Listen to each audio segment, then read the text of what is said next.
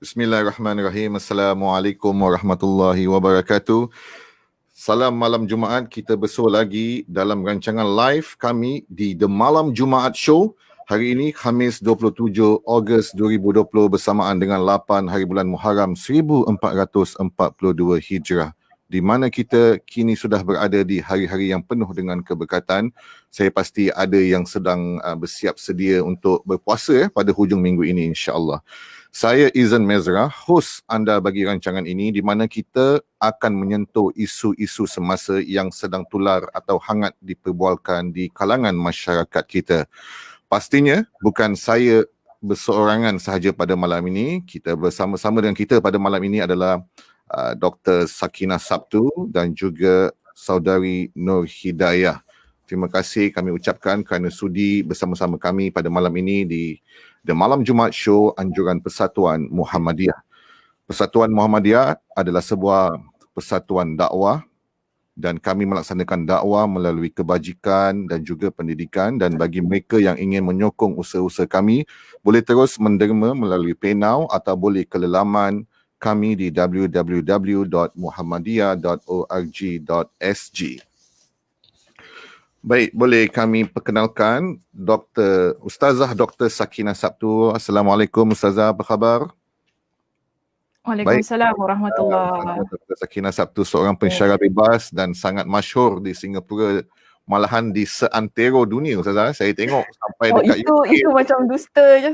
Betul. Dekat UK pun saya tengok ada followers. Kita tengok Google Trends. Google Trending, Ustazah di UK pun ada followers. Masya Allah, tabarakallah. Saya tak tahu tu. Kita ada lihat juga, dan bersama-sama kita adalah Sis. Saya panggil Sis ya. Saudari Nur Hidayah.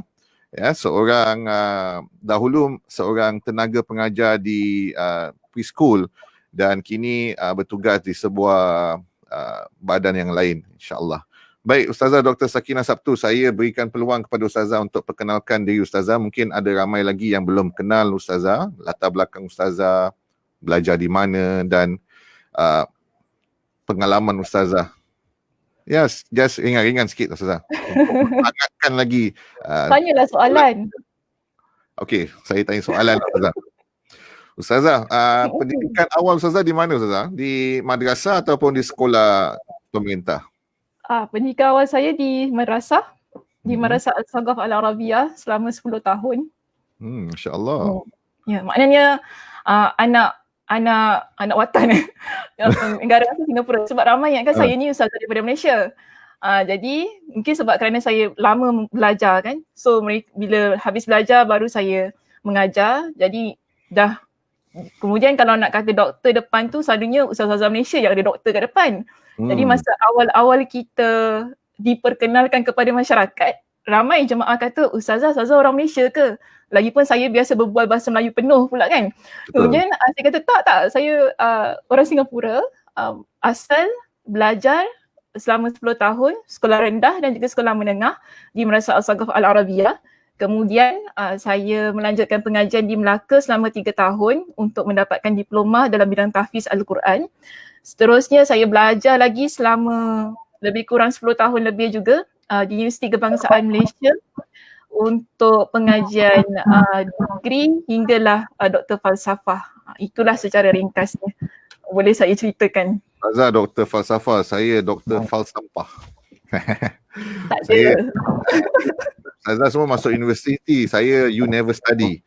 Jadi saya bersyukurlah Ustazah meluangkan masa untuk bersama-sama kita pada malam ini, dan Sis Hidayah kita mungkin boleh ceritakan sedikit your latar belakang, sekolah di mana, sekolah pemerintah ataupun sekolah madrasah.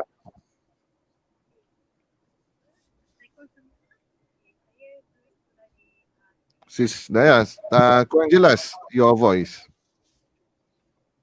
Boleh dengar sekarang? Better. Okay. Saya sekolah nasional, pergi madrasah jugalah, macam kita juga biasa. So saya ni orang biasa-biasa je. Pernah buat nakal macam dululah. Dulu saya lain, sekarang saya lain, macam ada pahit manis dengan memakai hijab dengan tak memakai hijab. So far alhamdulillah di pengalaman saya, maaf ya. Okay, macam itulah, saya cuma orang biasa je.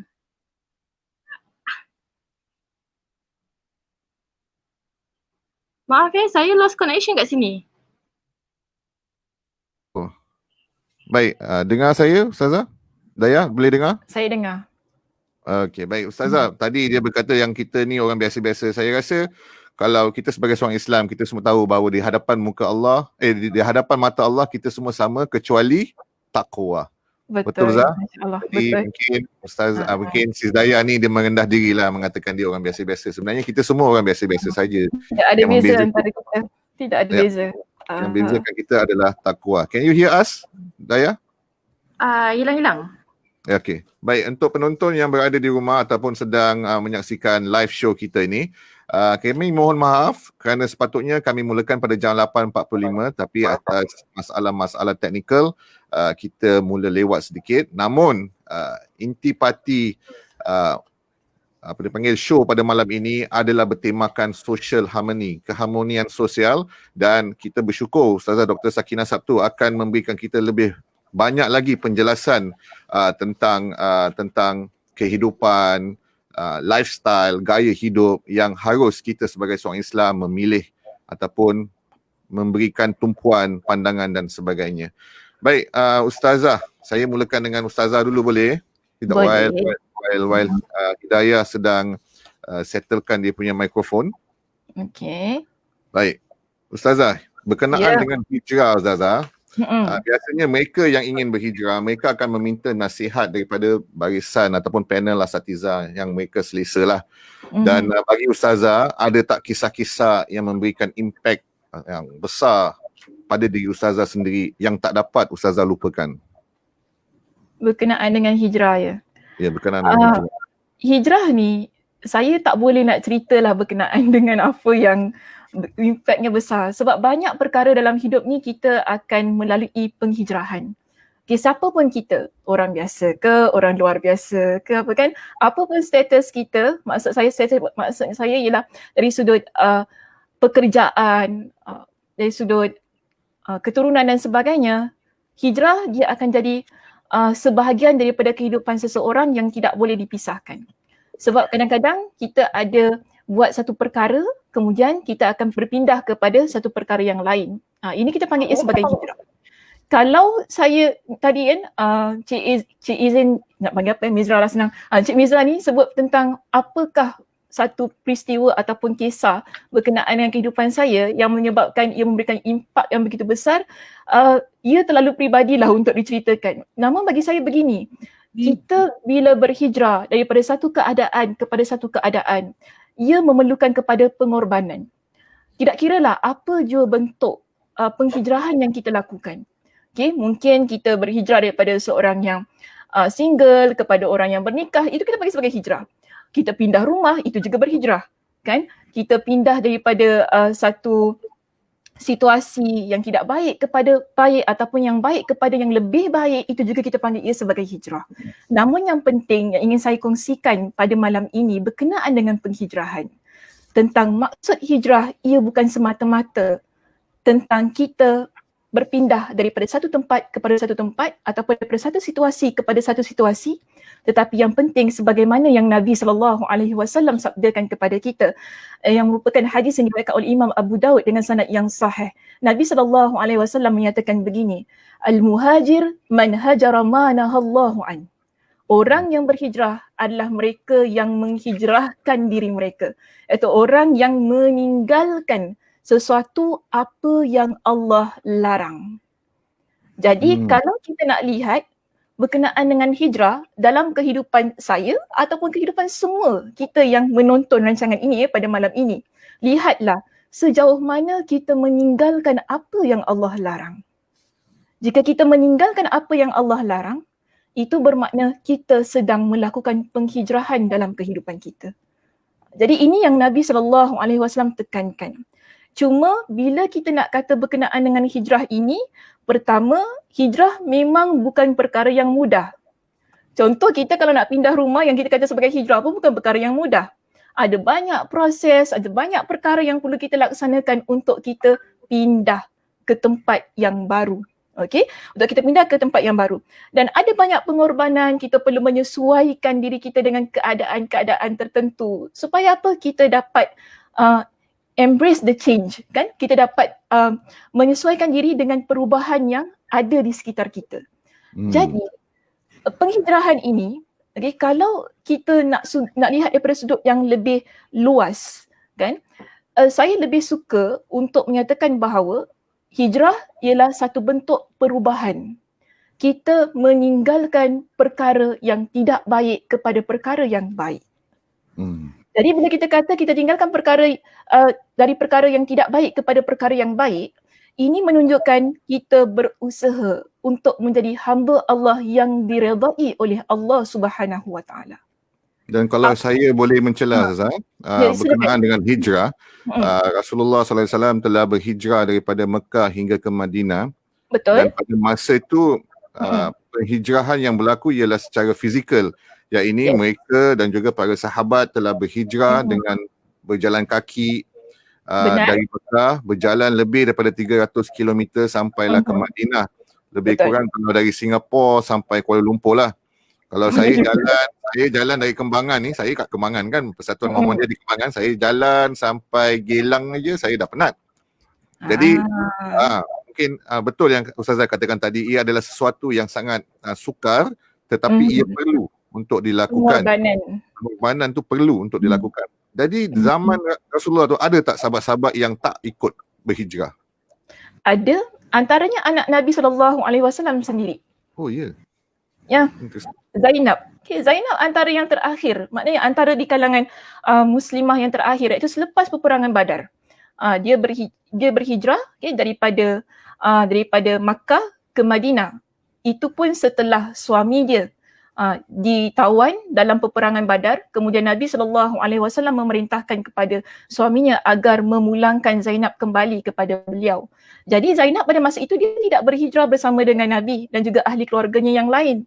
Dia duduk di Makkah bersama dengan suaminya yang pada masa itu belum lagi memeluk agama Islam. Jadi pada waktu itu kita lihat walaupun hijrah dia berlaku awal, namun ada di kalangan masyarakat Islam yang masih lagi tidak meninggalkan Makkah. Okay, masih lagi ada pada masa tersebut yang tidak meninggalkan Makkah kerana mungkin ada sebab-sebab yang tertentu. Jadi contoh yang boleh saya berikan ialah anak Nabi sendiri, iaitu di kalangan ahli keluarga Nabi SAW sendiri. Yang mana kemudian setelah itu barulah dia berhijrah bila Nabi SAW memerintahkan kepada suaminya agar pulangkan Zainab kembali kepada beliau. So penghijrahan Zainab pada masa itu, kalau kita nak lihat kisahnya juga amat menyedihkan lah.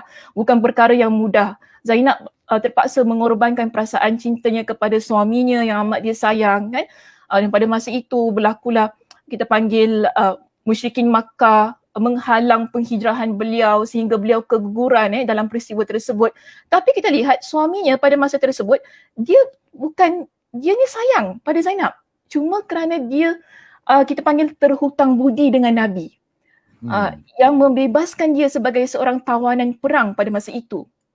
Yang pada masa tu bila Zainab anak Nabi ni dia berikan kepada Nabi untuk dia rilis suami dia ni. Apa yang dia beri? Dia berikan kalung milik Khadijah. Yang bila Nabi lihat, Nabi rasa begitu sedih. Melihat cinta ataupun kasih sayang anaknya yang begitu tinggi terhadap suami yang non-Muslim tu tadi, kan. Tapi Nabi tidak herdik menantunya yang non-Muslim, tidak. So kita lihat ni satu keharmonian, saya nak kaitkan keharmonian yang ada. Nabi tidak mengherdik dia, tak kutuk dia dan sebagainya. Cuma Nabi kata kepada dia, pulang, kemudian kembalikan Zainab kepada saya. Itu sahaja. Tidak dihina, tidak diberikan satu bentuk kita kata menjatuhkan maruah diri dia sebagai seorang yang non-Muslim, tidak. Nabi masih Tak lagi kena kecam lah menjaga. Ustazah. Tak kecam lah kalau kita hashtag kecam kan. Menantu tak guna. Menantu tak guna. Aku bagi kau anak aku, kau tak ikut. Macam tu lah kan. Tapi Nabi Masya Allah, akhlaknya kita lihat. Dalam keadaan itu masih lagi menjaga keharmonian rumah tangga anaknya dan sebagainya. Wallahu a'lam. Rasulullah ni saya faham Rasulullah SAW ni adalah seorang yang melihat the big picture. Sesuatu yang dia nak lakukan, dia akan lihat kesan ataupun impact yang lebih besar. Jadi apa saja yang dia hendak terapkan dalam komuniti ataupun masyarakat pada masa itu bertahap-tahap, berfasa-fasa dan mengenali baik political, baik social, baik communal issues. Dia akan cuba sedaya upaya supaya benda ni tidak sentak masyarakat yang ada pada zaman itu. Betul tak Ustazah? Betul. Dan yang penting saya lihat begini, kita semua sebagai umat Nabi SAW perlu belajar daripada Nabi. Baginda bertindak tidak mengikut kepada perasaan. Ya. Baginda bertindak mengikut kepada keadaan, tadi kan konteksnya bagaimana, situasi, macam the big picture tadilah yang Cik Izin sebutkan. Dia melihat kepada apa yang akan berlaku pada masa hadapan jika kita tersilap tingkah dan sebagainya. Sebab itu, untuk dalam menjaga keharmonian itu tadi, banyak perkara yang perlu kita lihat dari sudut kehati-hatian. Okey, ihtiyatlah kalau kita panggil dalam bahasa Arab kan. Kita berhati-hati. Apa dia? Ihtiyat? Ihtiyatlah. Nak type dekat sini tak boleh type. Tak boleh type lah. Nanti producer akan type perkataan. Berhati-hati kan, kita kena berhati-hati. Sudut ucapan, tindakan, bukan mengikut perasaan. Kalau kita ikut perasaan, banyak perkara yang seharusnya dia boleh memberikan satu impak yang baik pada diri kita. Tapi kalau kita gunakan perasaan kita, ketidakpuasan hati kita, ia akan merosakkan banyak perkara. Sebab itu, Nabi juga pesan kepada kita. Bila dalam kehidupan ini, secara mafhumnya hadis yang Nabi kata begini, kelemah lembutan, maknanya hikmah yang kita gunakan dalam kehidupan ini, kalau kita angkat daripada setiap sesuatu, ianya akan memusnahkan.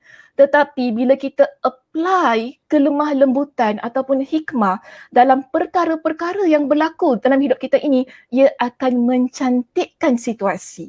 Jadi itu yang biasa Nabi SAW tunjukkan kepada diri kita. So seharusnya begini, sebagai umat baginda SAW yang mengaku cinta kepada Nabi, kenapa kan kita tak contohi sikap yang sedemikian? Bila buat sesuatu, cuba fikir terlebih dahulu sebelum kita bertindak, sebelum kita berkata kan. Lebih-lebih lagi kan sekarang ni senang je kita nak cakap something kan dekat Facebook, di IG, bila kita type tu kadang tak fikir, type je kan, ikut sedap jari tak boleh sedap mulut, tak boleh, ikut sedap jari je main type kan. So di sini kalau kita menjadi seorang bukan seorang lah, kita panggil sebagai community jika sekiranya kita menjadi community yang benar-benar berakhlak dengan akhlak Nabi, dia akan menjadi sebuah komuniti Muslim yang begitu cantik sekali. Masalahnya kadang-kadang kita lupa. Bukan saya kata kita tak tahu, tapi kita lupa. Kita lupa tentang apa yang kita dah tahu, yang akhirnya kita lebih mengikutkan kepada perasaan kita ketika bertindak.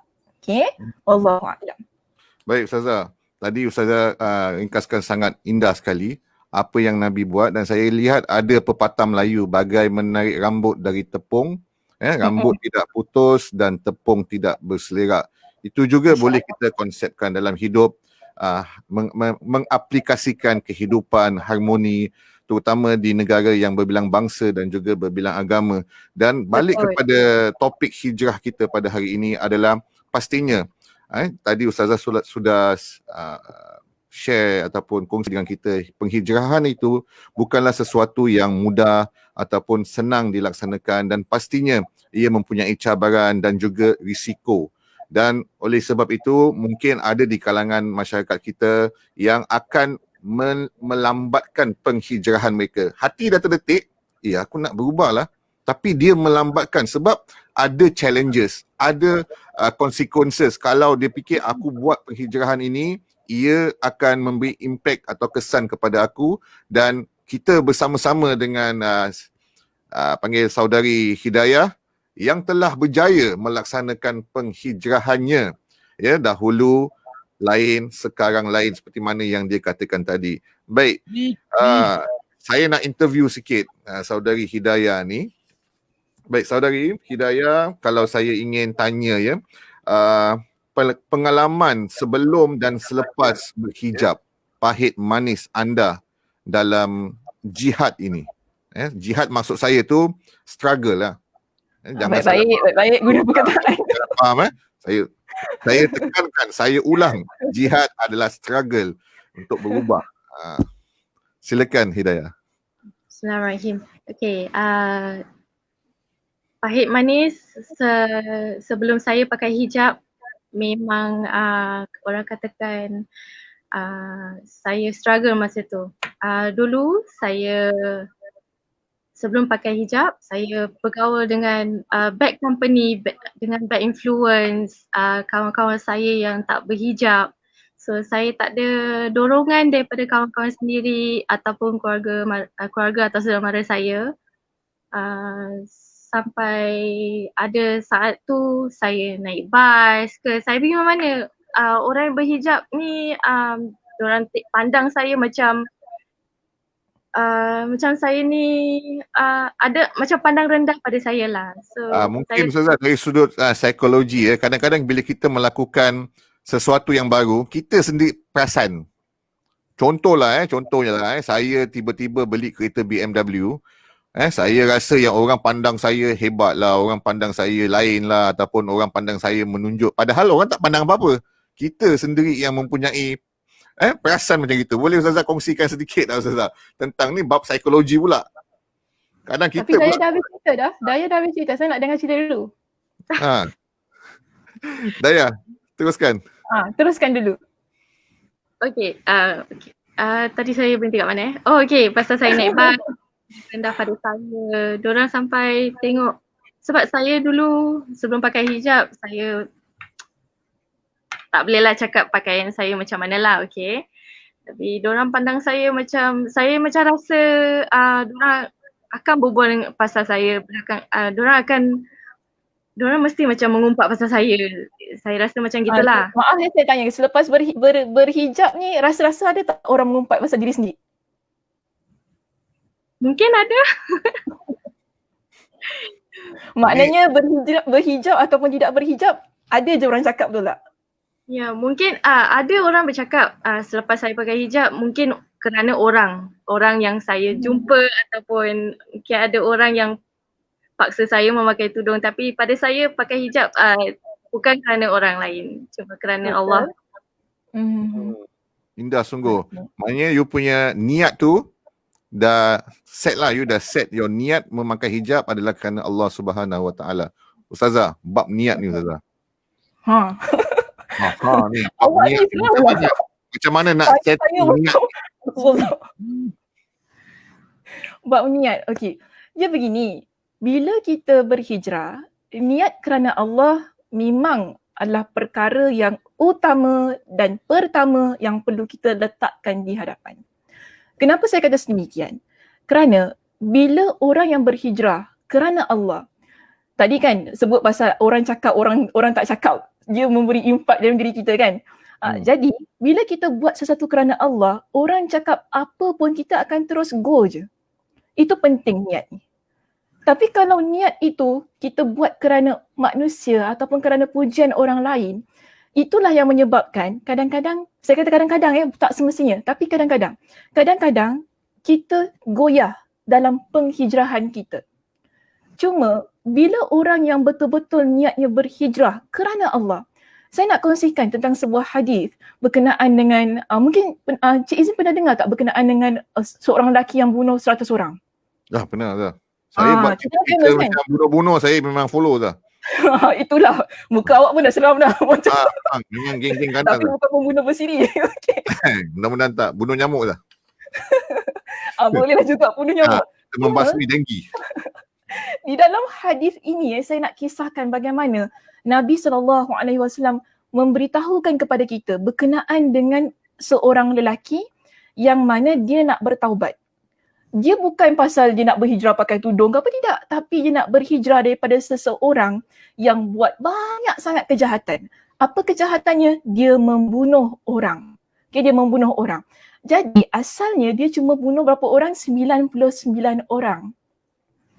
Ya, dia bunuh 99 orang. Jadi dia nak bertaubat, maknanya dia nak berhijrah. Dia nak jadi orang yang baik.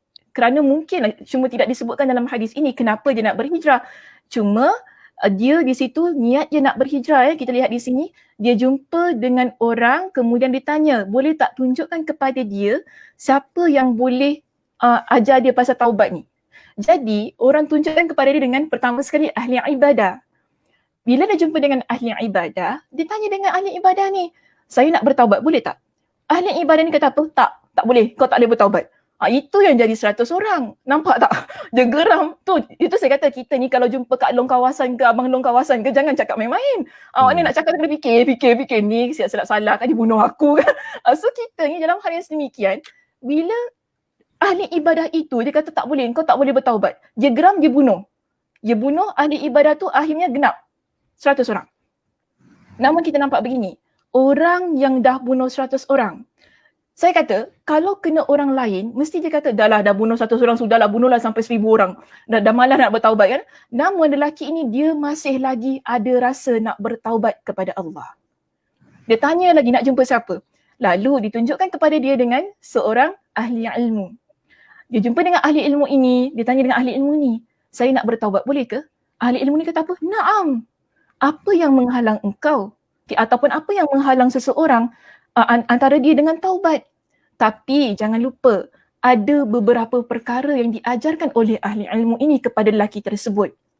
Bila engkau nak bertaubat itu tadi kan, dia kata begini, intaliq ilal ardi kadha wa kadha. Dia suruh berpindah ke tempat ini. Cuma dalam hadis tak disebutkan ke tempat mana. Tapi ahli ilmu ini ajar kepada dia, bila engkau taubat tu, engkau keluarlah daripada tempat ini. Yang mana dia suruh pergi ke satu tempat, fa inna biha unasan ya'buduna Allah. Di situ ada manusia yang ramai yang beribadah kepada Allah. Beribadahlah bersama dengan mereka. Dan dia pesan kepada lelaki ini, jangan pulang ke tempat asalmu kerana tempat asalmu adalah tempat yang tidak baik. Jadi lelaki ini dia pun ikut apa yang diusulkan oleh ahli ilmu itu tadi. Namun di pertengahan jalan dia meninggal dunia. Kan tak sempat. Dan dalam hadis ini Nabi ceritakan datanglah dua malaikat. Satu malaikat azab, satu lagi malaikat rahmat. Dia jadi rebutan. Siapa yang nak ambil lelaki ni? Malaikat azab ataupun malaikat rahmat? Jadi malaikat azab kata gini, lelaki ni dia tak pernah buat satu pun benda baik. Maka dia milik aku. Tapi apa kata malaikat rahmat? Dia kata gini kepada lelaki itu, lelaki ini ja'a taiban muqbilan biqalbihi ila Allah. Lelaki ini dia datang ke tempat yang dia nak pergi itu kan dengan hatinya, niatnya ila Allah, kerana Allah, kepada Allah. Tapi benda tu tak settle. Akhirnya Allah utuskan seorang malaikat berbentuk ataupun berupa seorang lelaki yang menjadi hakim di antara mereka berdua. Jadi apa hakim ini kata kepada dua malaikat azab dan juga malaikat rahmat ini? Ukur mana tempat yang paling dekat dengan tempat yang dia nak tuju, dia akan jadi pemiliknya.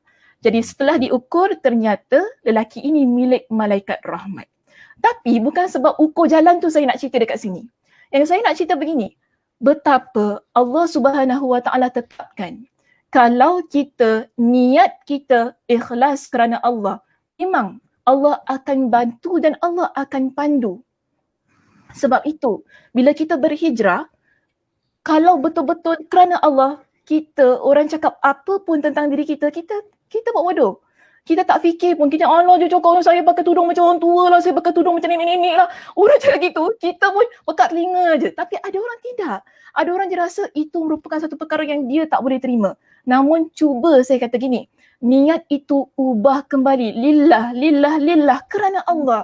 Kerana orang yang melakukan sesuatu kerana Allah, Nabi SAW menyebutkan dalam sebuah hadis yang lain. Apa kata Nabi? Kita kalau buat satu perkara untuk akhirat. Bila kita kata untuk akhirat, maknanya untuk Allah. Orang yang buat satu perkara untuk akhirat, untuk Allah ini, Allah akan buat apa? Allah akan aturkan semua urusannya, cantumkan semua urusannya, ia akan menjadi urusan yang baik untuk diri dia. Jadi kalau kita yakin tentang hal itu, insya-Allah semua urusan kita dalam penghijrahan tersebut akan menjadi mudah. Jadi, Okay, wallahu a'lam. ia ibarat setting your compass right. Apabila kita Betul. meletak Allah di hadapan kita, bermaksud Ya. sebagai tujuan kita, maka Mhm. setting kompas kita ni dah betul. Kita tak payah go around the bush lah kan. Pusing, tak sampai tak menuju kepada Allah. Penting. Benar. Dan hidayah, ingin saya bertanya, apa yang membuat anda mendapat hidayah ini untuk berubah? Hidayah mencari hidayah tau. Kadang-kadang ni saya terfikir juga. Patut hidayah mencari taufik. Taufik mencari hidayah. Okay, yang membuat saya untuk saya setuju untuk memakai tudung kerana apabila saya tukar tempat kerja, alhamdulillah saya dapat kawan kerja, supervisor saya yang banyak mengajarkan saya tentang Islam, tentang aurat yang pentingnya, dan hingga kini saya simpan 3 prinsip saya, 3A saya panggilnya. Yang pertama, saya buat ni semua kerana Allah, kedua kerana aurat, dan ketiga amanah. Aurat tu Okay. maksudnya aurat lah, bukan aurat wirid kan? Bukan itu lain. Tak, Aurat. mungkin izin saya nak sentuh sikit lah tadi kan. Boleh. Kalau tadi Daya sebut dia berhijrah kerana ada sokongan daripada teman-teman, bukan? Ada orang yang baik yang memberikan sokongan kepada dia, yang memberikan dia dengan pendedahan agama Islam, okay, yang menyebabkan dia rasa dia nak berubah. Sebab itu kalau kita balik kepada hadis yang Nabi SAW ceritakan tu tadi, ingat tak tadi ahli ilmu tu pesan apa kepada lelaki yang dah bunuh 100 orang? Pindah ke tempat, kawan dengan orang yang baik, duduk bersama dengan orang yang baik, beribadah bersama mereka. Maknanya surrounding kita ni kita kena perhatikan.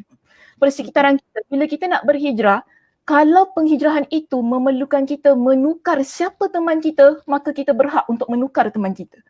Untuk kita menukar surrounding kita. Kalau kita tahu tempat tu tak baik, yang mana boleh trigger kita untuk buat benda yang tak baik, kita kena keluarkan diri kita daripada tempat itu.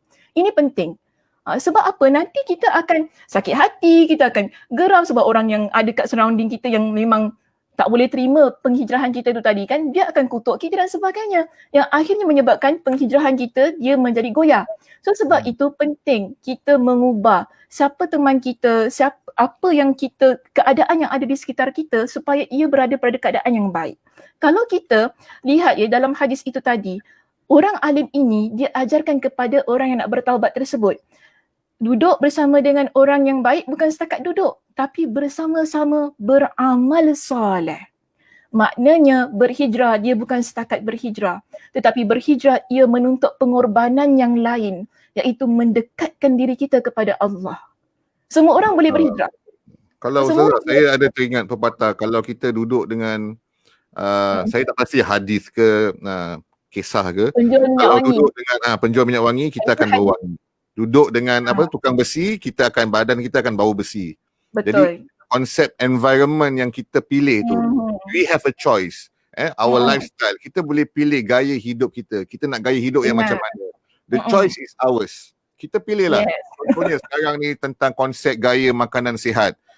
Dulu sembarang semua kita bedal. Semua apa makanan semua kita bedal. Sekarang kita dah berhijrah. Gaya makanan hidup sihat, kita lebih aware. Aku nak makanan aku kalori dia begini je lah. Kalau aku terlebih, aku nak kena buat senaman yang lebih dan sebagainya. Ataupun adakah makanan aku ni bukan saja halal, tapi halalan thayyiban. Bertambah halal dan juga baik untuk diri kita. Jadi ini ada panggil, dia seiring dengan ilmu yang kita raih dalam menjalani perjalanan hidup kita menuju kepada Allah Subhanahu Wa Taala. Jadi ilmu, amal melahirkan akhlak yang diminta ataupun yang Rasulullah SAW telah cerminkan kepada kita semua. Apa yang ada pada Rasulullah SAW, selain daripada, walaupun Rasulullah adalah seorang yang ummi, Ustazah, tak tahu membaca, tetapi kerana ilmu yang Allah telah berikan kepada Rasulullah SAW, ia ditranslatekan kepada amalan dia dan lahirlah akhlak dia, di mana satu dunia melihat Rasulullah SAW sebagai satu contoh tauladan yang sangat hebat, yang sangat baik. Hingga ke hari ini 1442 Hijrah, kita masih dapat menikmati keindahan agama Islam dalam konteks yang sangat berbeza lebih daripada 1400 tahun yang lalu, Islam masih dapat diamalkan, masih Betul. sesuai, relevan dengan zaman yang ada pada hari ini. Dan itulah Persatuan Muhammadiyah, sentiasa relevan, sentiasa sezaman tak. Saya sekarang nak jual koyok sikit. Itulah. Relevan, Dia sezaman. masukkan koyok pula kat Ya, sini. koyok sikit lah Ustazah. Kita selain Tak daripada apa, memberikan jual. kesedaran Saya bagi, pendidikan, jual. kita ni Ustazah adalah sebuah badan dakwah dan kita menjalankan dakwah dengan derma dan juga sokongan daripada masyarakat.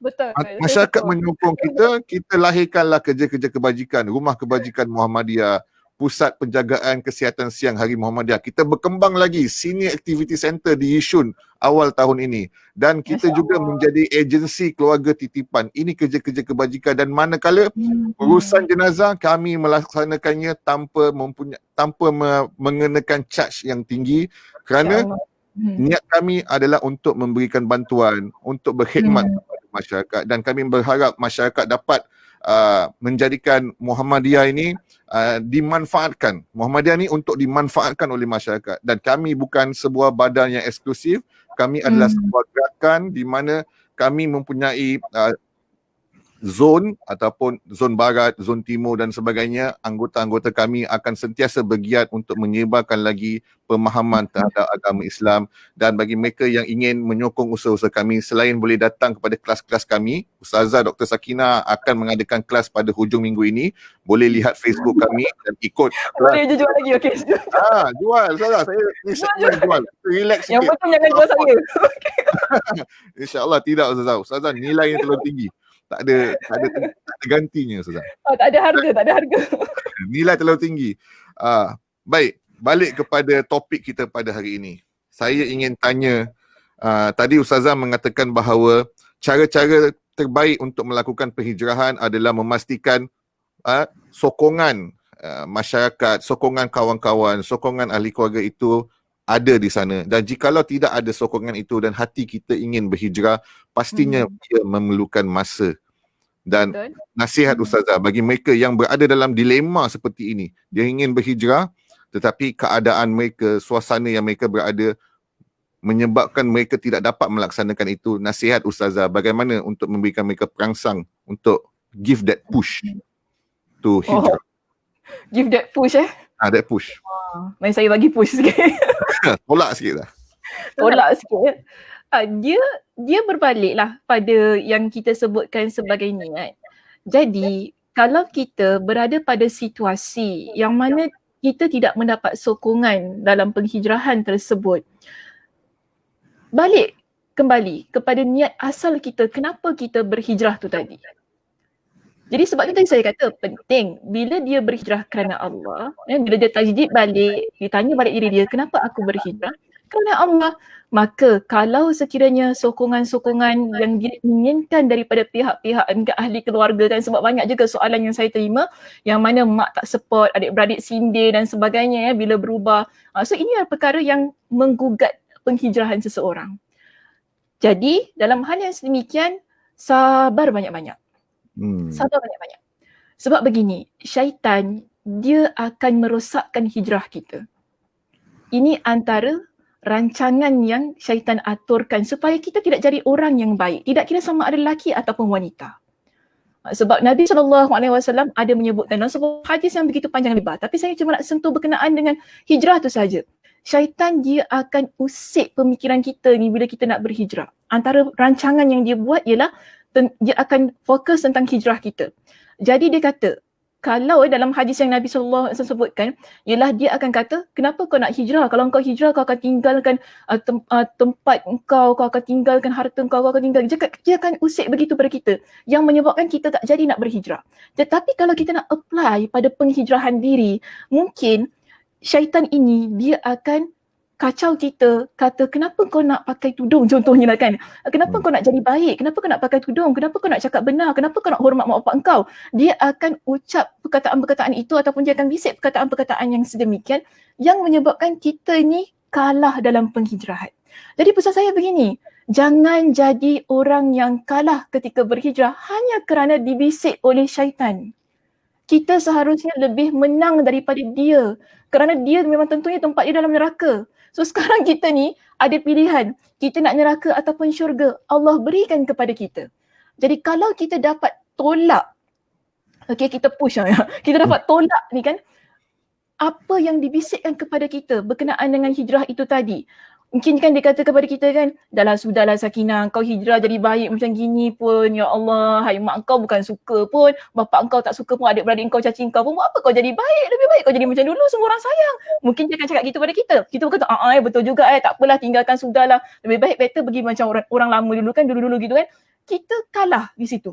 Tapi kalau kita usaha untuk tolak bisikan-bisikan tersebut, tak apalah, apa pun orang nak kata tentang penghijrahan saya, yang penting saya buat kerana Allah dan saya tidak mahu dengar bisikan syaitan itu tadi. Apa kata Nabi? Orang yang sedemikian bila dia mati dalam keadaan yang dia betul-betul berkorban berhijrah itu, wajib ke atas dia untuk Allah tempatkan dia dalam syurga. InsyaAllah. Ini saya bagi motivasi ni. Wajib lah. Nabi yang bagi. Nabi yang berikan motivasi ni. Bukan saya beri. Okay, Nabi yang berikan motivasi ini kepada orang yang nak berhijrah. Jadi Allah wajibkan untuk dia syurga. Sekarang kita pilih. Kita nak syurga ataupun tidak. Dia berada di tangan kita. Kan? Tidak ada orang paksa kita. Tapi Allah Subhanahu Wa Taala dengan penuh rahmatnya, Allah akan ambil, menatang dengan minyak yang penuh orang yang betul-betul buat sesuatu kerana dia. Jadi kalau kita tidak mensia-siakan peluang yang ada, kan Nabi dah ajar pada kita, Nabi dah pesan pada kita, pegang baik-baik apa yang Nabi SAW pesan kepada diri kita. Cuma satu perkara juga yang perlu saya tekankan di sini. Kadang-kadang, maaf ya saya kata gini, kita bila nampak anak kita berubah, kawan kita berubah ataupun kelik kita, tempat kerja kita berubah ni, jangan kita sindir, jangan kita #throwback berkenaan apa yang dia lakukan pada masa lalu dia. Kita tak berhak untuk kata hal yang sedemikian. Jangan Bila buka file lah. Ya? Orang cakap kalau kita nampak dia berubah, janganlah kita buka file dia kan. File lama tu dia akan dalam archive lah. Tak payah. Sebab itu adalah larangan daripada Nabi. Oh, ada larangan Azhar? Yes, Nabi larang Khalid ibn Al-Walid. Pada masa itu ada berlaku hukuman rejam kepada seorang wanita yang berzina. Pada masa itu Khalid ibn Al-Walid dia melontarkan batu ke arah wanita tersebut lalu darahnya terpercik ke arah wajahnya. Khalid ibn Al-Walid maki wanita itu. Nabi kata apa? Mahlan ya Khalid. Pelan-pelan Khalid. Laqad tabat. Dia adalah seorang wanita yang telah bertaubat. Nabi larang maknanya.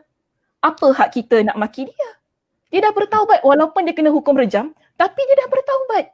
Kan? Nabi kata kepada dia, "Lau tabaha sahibu maksin la ghufirala." Kalau sekiranya ada seorang yang berdosa besar sekalipun, kalau taubatnya macam wanita ini, maka Allah Subhanahu Wa Taala akan mengampunkan dia. Dalam hadis yang lain, Nabi ingatkan kepada Umar. Umar pernah tanya kepada Nabi, ada seorang wanita yang berzina, kemudian dia direjam. Lalu Nabi SAW nak salatkan jenazah wanita ini. Apa kata Umar? Wahai Rasulullah, nak salatkan dia? Bukankah dia dah berzina? Umar kata begitu. Maknanya kita look down kan dekat jenazah itu kan. Kita fikirkan tentang masa jahat dia, betul tak? Sedangkan dia dah bertaubat. Jadi ini Nabi larang maknanya. Tak boleh kita nak buka file orang dah meninggal. Orang dah bertaubat. Lalu apa kata Nabi kepada Umar? Nabi kata begini kepada Umar, kan? Laqad tabat taubatan law qusimat baina 70 min ahli al-Madinah la wasi'athum. Wanita ini dia sudah bertaubat. Kalau taubatnya aku bahagi-bahagikan kepada 70 penduduk Madinah, maka cukup untuk aku berikan kepada dia. Nabi kata begitu kepada Umar radhiyallahu an. Maknanya apa? Kalau ada orang yang sudah bertaubat, betul-betul ikhlas bertaubat, kita tak berhak untuk mengungkit, menyindir, buka file ataupun #throwback tentang apa yang berlaku dalam hidup dia. Kita seharusnya meraihkan orang yang bertaubat. Kita jangan pandang rendah, bukan dulu kau gini ke, kau gini kau begini ya. Kita kan, aku ingat tau dulu kau, dahsyat kau, tak sangka kau jadi gini. Tak perlu kita ucap perkataan-perkataan yang sedemikian. Ia mengecilkan hati seseorang. Dia mencalabalarkan hati dia. Sebab apa? Dia sudah tinggalkan. Yang perlu kita buat sebagai orang yang ada di sekitar orang yang bertaubat tadi ialah sokong, support, berikan sokongan, tunjukkan dengan akhlak yang baik kepada orang tu tadi. Supaya apa? Contoh sekali lagi yang ditunjukkan oleh Nabi SAW.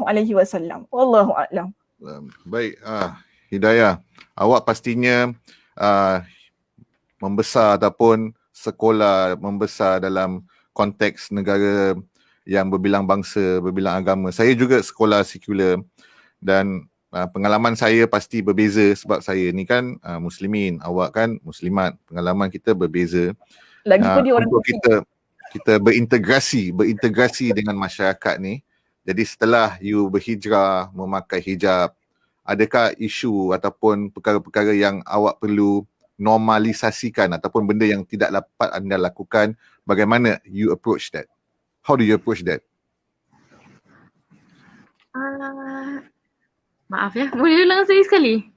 Sekarang kan anda telah berhijab, Okay. telah berhijab dan pada masa yang sama you are living in the same environment. Maksudnya environment pada dasarnya pada umumnya kita masyarakat yang berbilang bangsa dan juga berbilang agama. How do you adapt yourself?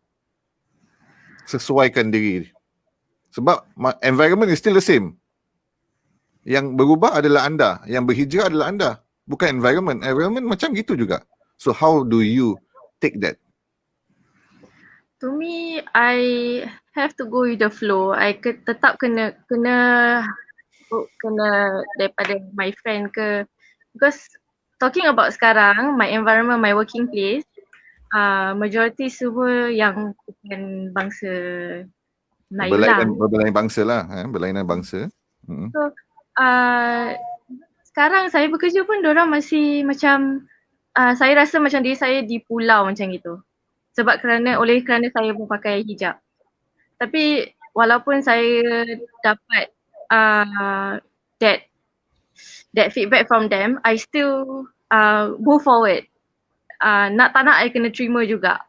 Tetap I kena go with my life.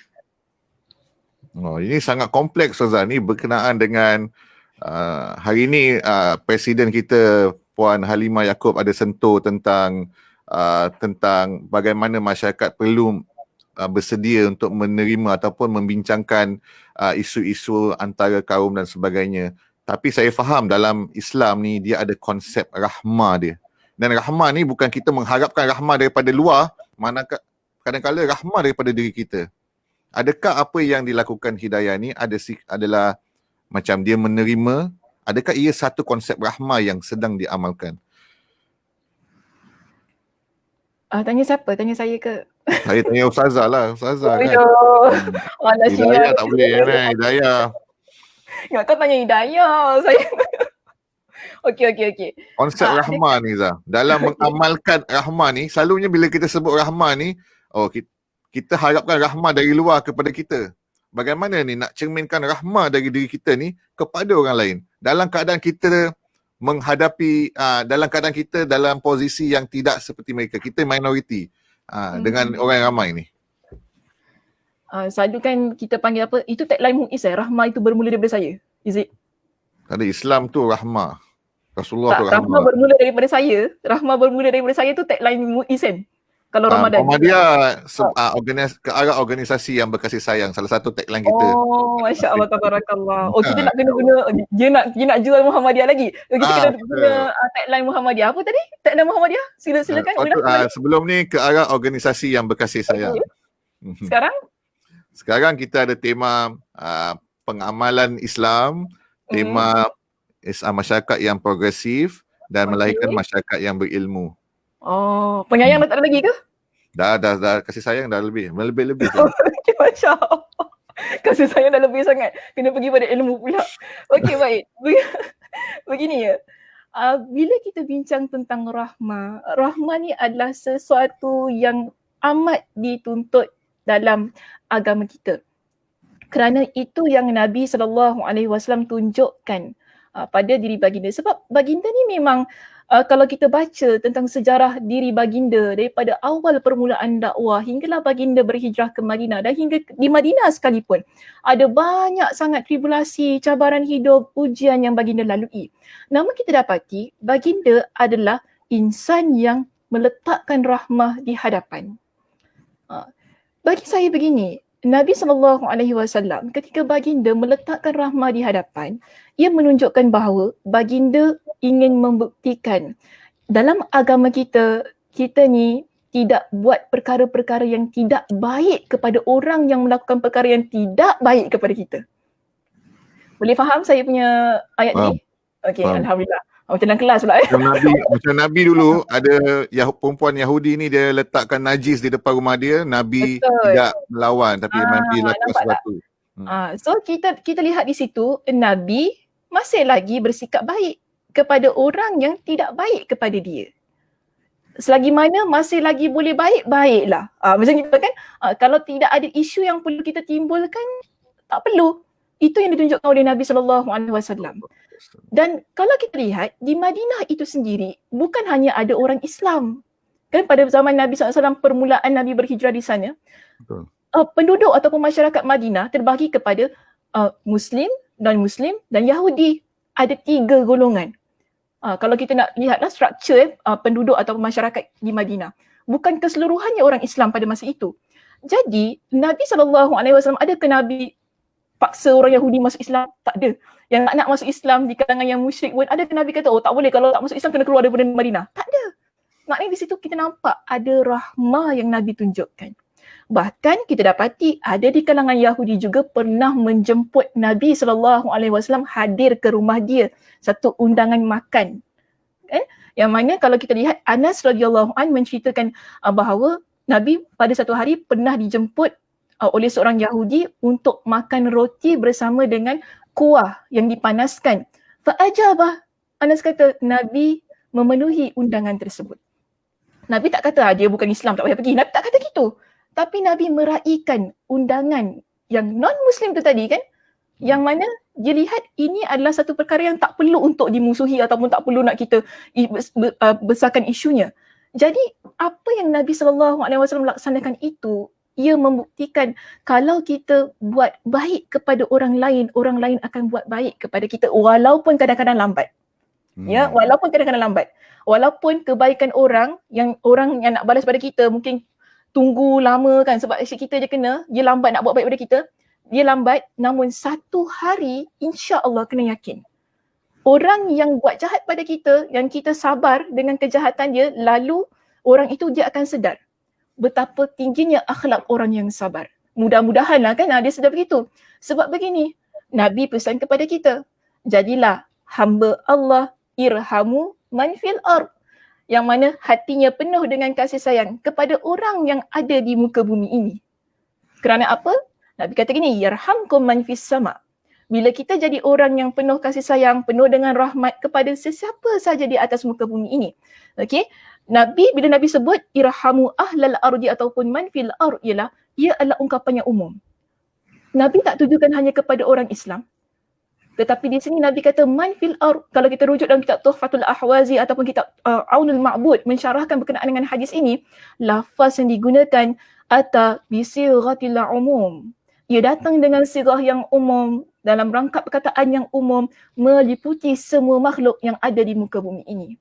Jadi perintah Nabi supaya kita menjadi seorang Muslim yang mempunyai sifat rahmat, ia berlaku kepada semua makhluk yang ada di sekitar kita. Kerana apa? Balasan ataupun ganjaran yang Allah akan berikan kepada orang yang memiliki sifat rahmah ialah yarhamkum man fis sama. Yang di atas langit akan memiliki kasih sayang untuk diri kita. Siapa yang di atas langit? Ada di kalangan ulama yang mengatakan Allah, dan tapi pendapat yang kuat yang banyak saya rujuk ialah mengatakan malaikat penduduk di langit. Kerana apa? Malaikat ada antara tugas mereka ialah mendoakan orang yang beriman kepada Allah. Jadi kalau kita ni nak dapat doa yang baik-baik daripada malaikat, antaranya ialah ada sifat kasih sayang itu. Ada rahmat. Tidak kira sama ada kepada Muslim ataupun non-Muslim. Kita ni tak perlu nak pilih bulu lah, dia hitam ke gelap. Tak ada. Itu tidak ada dalam agama kita. Sebab dalam agama kita mengajarkan bahawa tadi awal-awal kita sebut kita semua adalah sama. Melainkan apa tadi Encik Ezra? Melainkan takwa. Dia pergi mana dah? Melainkan takwa. So di situ dapat jelas kepada kita kan, kita tidak boleh membezakan berkenaan dengan layanan dan sebagainya kepada orang yang ada di sekitar kita. Sama ada dia Muslim ataupun bukan, ataupun dia jahat ataupun tidak, saya kata dia jahat ataupun tidak, dia adalah satu perkara yang perlu kita instil ataupun kita letakkan dalam diri, buat baik kepada sesiapa sahaja. Buat baik kepada sesiapa sahaja. Sebab kadang-kadang kita pilih juga, alah dia tak datang raya rumah kita, tak payahlah datang raya rumah dia. Betul. Aku lagi tua, datang rumah aku dulu, baru aku datang rumah dia. Dia muda, kita tua ni, datang rumah kita dulu. Kita selalu pilih-pilih macam tu kan. Tak payahlah kita fikir macam tu. Jadi apa yang kita boleh nasihatkan Zah? Apa yang kita boleh Zah? Apa yang kita boleh yang muda kena menghormati yang tua. Kan begitu. Zah, apa yang kita boleh nasihatkan? Apa yang kita boleh nasihatkan sis Hidayah kita ni menghadapi cabaran dengan teman-teman ataupun ahli keluarga dalam berhijrah, dalam fasa ataupun perjalanan hijrah ini, sentiasa portray ataupun tunjukkan akhlak yang baik, berkasih sayang dengan mereka, jangan fikir macam-macam, take positive, think positive of them. Mungkin mereka kurang faham apa yang sedang kita lalui. Kadang-kadang ia masalah kefahaman antara satu sama yang lain. Contohnya kita lihat seseorang tu dia mengamalkan Islam mungkin tak macam kita. Bukan masalahnya kita ni lebih baik daripada dia, masalah dia tahap kefahaman masing-masing. Ada yang tahap kefahaman pada masa itu adalah sebegini saja, manakala kita ada di tahap ni. Jadi kita tak boleh pada masa itu mengajak dia terus ke tahap kita. Perlukan masa, dia mempunyai masa dan ketika untuk sesuatu push ataupun perubahan itu berlaku. Dan saya ingin Ustazah kongsikan dengan kita tentang surah Al-Hujurat, Ustazah, ayat yang ke-13. Silakan. Kenapa nak kongsikan surah tu? Penting Zah.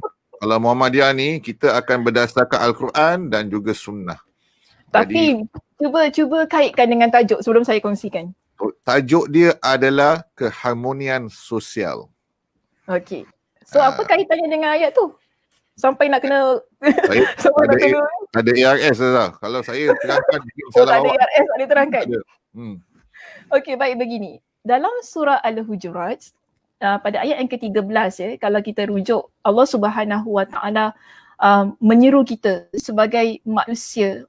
Allah beritahu kepada kita bahawa Allah ciptakan kepada kita di kalangan lelaki dan wanita, dan Allah juga ciptakan kita ini syu'uban wa qabail. Okey, boleh buka Al-Quran, sesiapa yang mengikuti rancangan kita pada malam ini, sila buka surah Al-Hujurat ayat yang ke-13.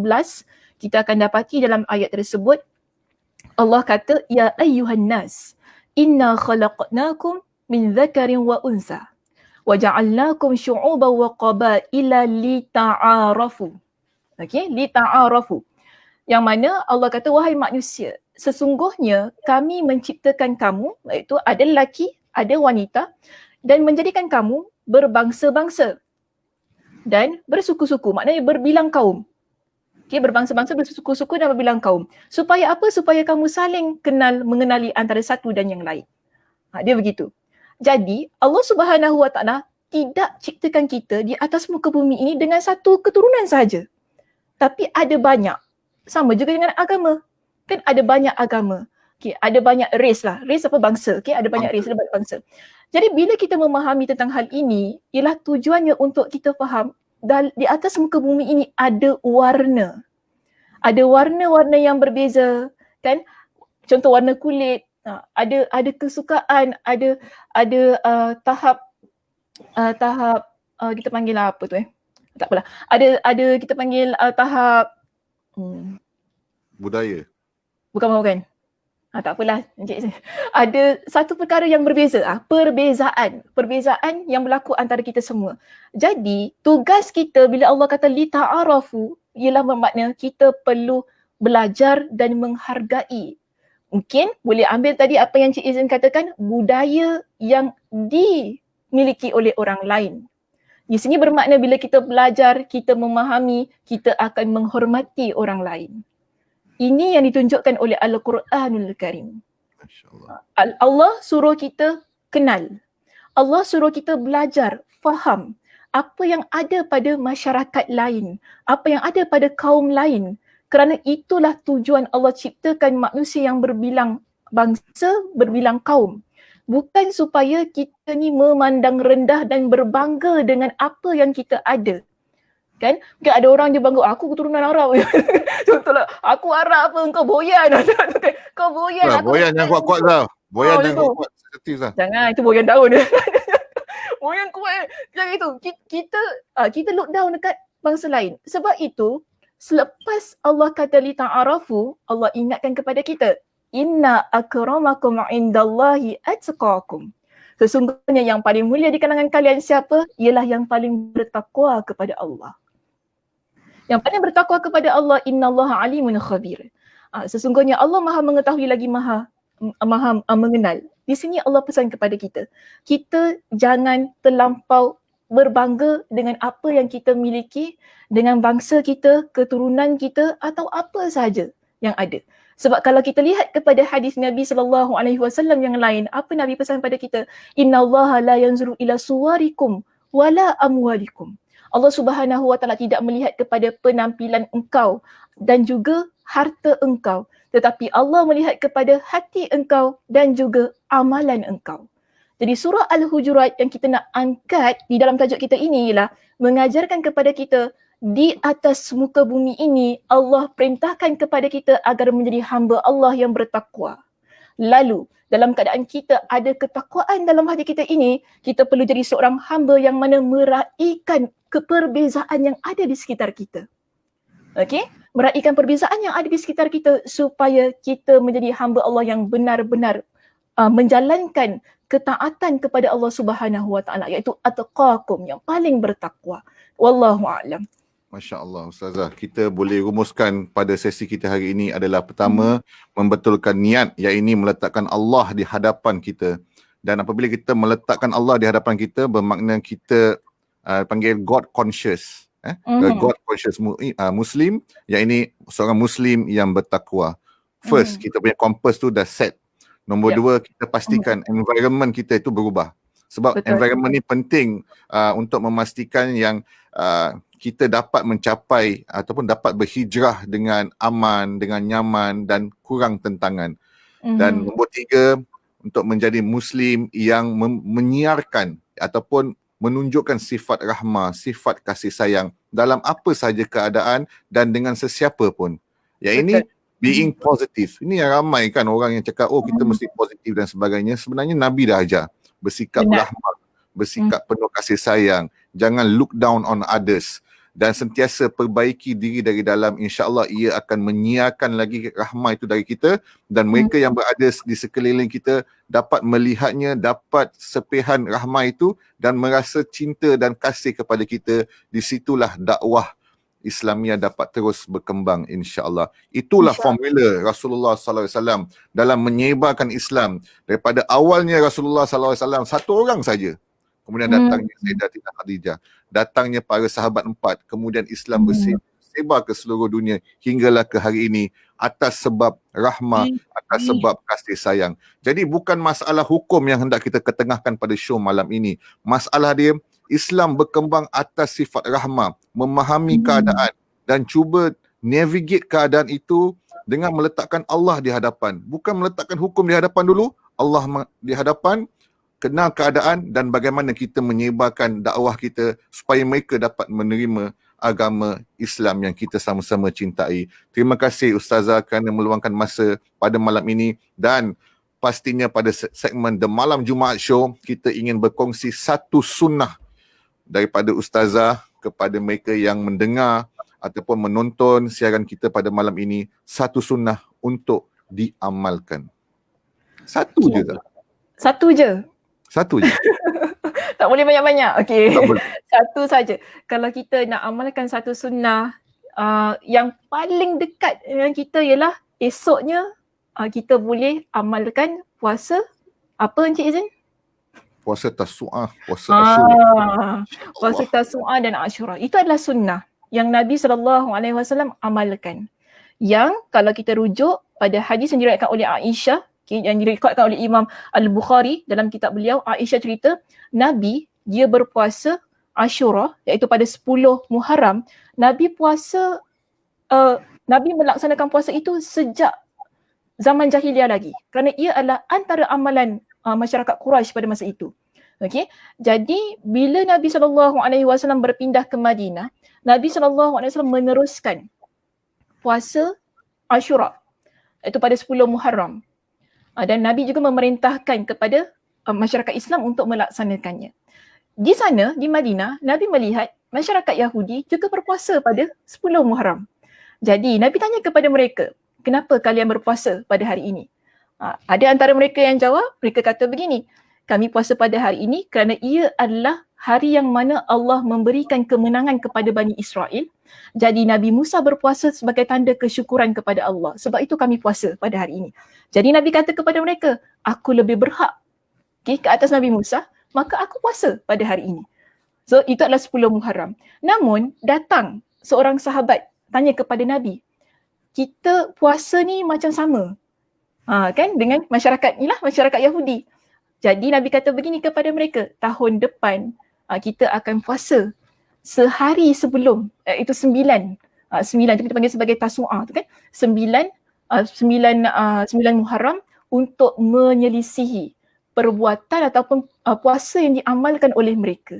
Namun Nabi SAW meninggal dunia pada tahun yang berikutnya. Tapi ini adalah sunnah yang Nabi SAW amalkan. Yang mana ketika Nabi SAW ditanya berkenaan dengan puasa Ashura ini, Nabi kata apa? Ia adalah puasa yang boleh menghapuskan dosa setahun yang lepas. Jadi terbaik jika kita dapat mengamalkan sunnah ini supaya sunnah tersebut hidup dan kita mendapatkan ganjaran dan keutamaan sebagaimana yang Nabi SAW sebutkan itu tadi. Wallahu a'lam bishawab. Well, terima kasih Ustazah kerana berkongsi satu sunnah. Sis Hidayah, terima kasih kerana telah berkongsi pengalaman anda. Kami mendoakan mudah-mudahan Sis Hidayah dapat terus menjalani kehidupan ini, insya-Allah penuh dengan cabaran, dugaan. Saya ingat kalau mereka yang bersabar, maka Allah akan datangkan ganjaran bagi hamba-hambanya yang bersabar. Terus bersabar, pasti Allah mendengar doa anda dan memberikan ruang dan peluang untuk anda terus beristiqamah dalam melayari kehidupan ini. Mudah-mudahan Allah mudahkan. Dan kami dari Persatuan Muhammadiyah mengucapkan jutaan terima kasih kepada kedua-dua anda, Ustazah Dr. Sakinah Sabtu dan juga Sis Hidayah. Ustazah, topik pada malam ni sebenarnya panjang lagi. Kalau boleh kita nak sambung. InsyaAllah segmen depan saya nak jemput Nilofa pula Ustazah. Oh ya, boleh. Nilofa dengan Diana Khalik. Sebab mereka ni dalam kesibukan kita berhijab, mereka mengeluarkan fabric ataupun material design yang sangat cantik, yang sangat baik, yang sangat friendly lah kepada suasana ataupun cuaca hidup di Singapura ni kan. Mungkin mereka pun ada konsep mereka untuk berdakwah. Mungkin kita boleh berkongsi dengan mereka insya-Allah. Dan insya-Allah bagi mereka yang telah menyokong Persatuan Muhammadiyah selama ini, kami mengucapkan jazakallahu khair. Dan saya ingin berkongsi tentang satu hadis riwayat Imam Tirmizi. Mafhumnya, barang siapa yang tidak berterima kasih kepada manusia, maka dia tidak berterima kasih kepada Allah. Kami dengan di Muhammadiyah ini, sebuah persatuan dakwah yang berpegang kepada Al-Quran dan Sunnah, dapat meneruskan pelbagai kerja-kerja kebajikan pendidikan dan meluaskan lagi pemahaman terhadap agama Islam kita yang tercinta atas derma, sumbangan, zakat dan juga infak anda selama ini.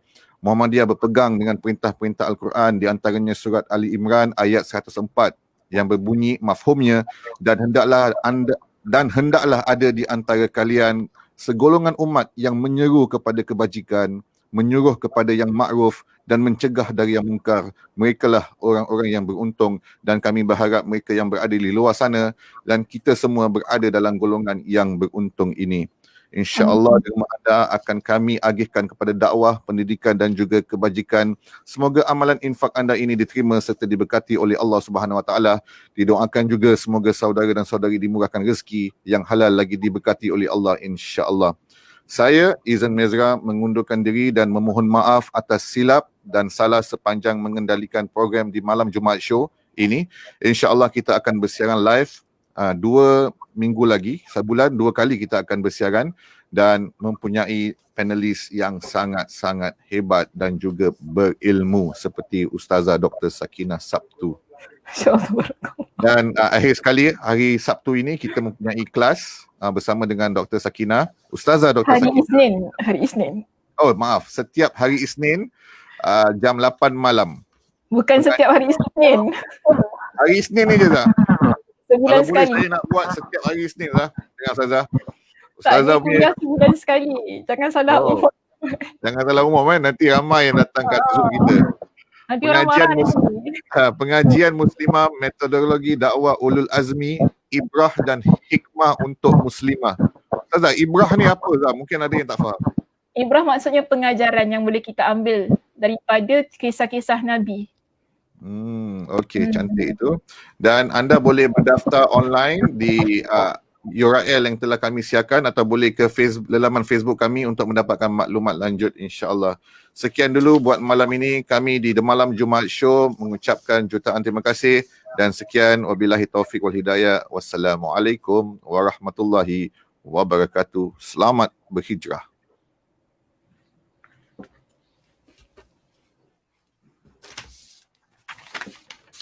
The end live.